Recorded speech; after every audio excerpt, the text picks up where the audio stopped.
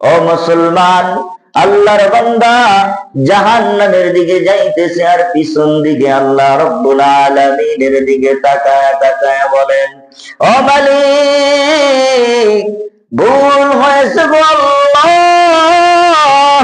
ও রব্বুল আলামিন, বুঝে আসছে নিজের আমল নিয়ে জান্নাতে যাওয়া যাবে না।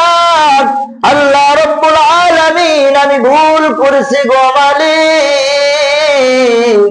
আপনার দয়া দ্বারা আমাকে মেহেরবানি করে জান্নাত দিয়ে দাও।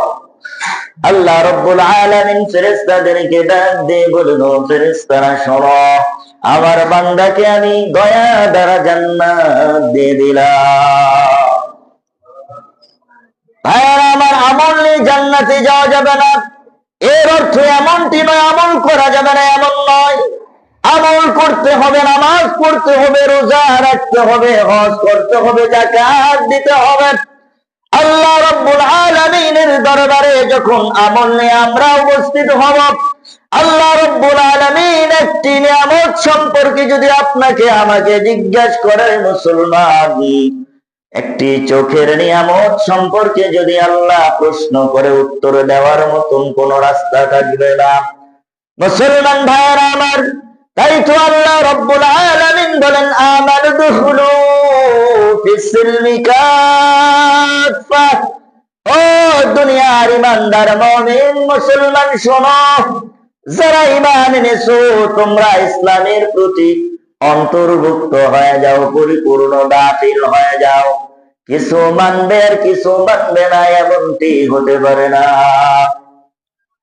দেখেন না, আমাদের দেশের কিছু বুদ্ধিজীবীরা আছে, থেকে থেকে মাঝে মাঝে এমন কথা বলেন, ওদের মানে ঈমান চলে গেছে, ঈমানই নাই, কালেমা যতক্ষণ না পড়ছে এর মানে মুসলমান আর হওয়া দাবিদার রাখে না।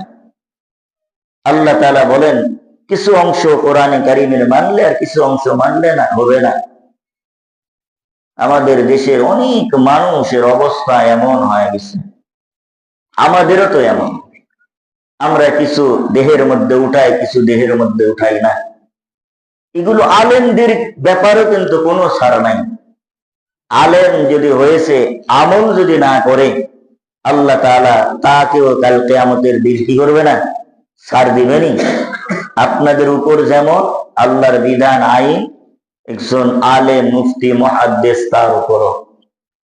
কিন্তু পার্থক্য হলো, সব নবীর চাইতে শ্রেষ্ঠ মর্যাদা নবীর নাম কি? আখিরি জামানার পয়গম্বর জনাবে মুহাম্মদ রাসূলুল্লাহ। সব পয়গম্বরের চাইতে শ্রেষ্ঠ কে? বিশ্ব নবীজি জনাবে মুহাম্মদ রাসূলুল্লাহ সাল্লাল্লাহু আলাইহি সাল্লামকে আল্লাহ তাআলা মর্যাদা দিয়েছেন, সরদার বানিয়ে দিয়েছেন। সমস্ত নবীর সরদার কে বলেন? এই সহজ প্রশ্নটা উত্তর দিতে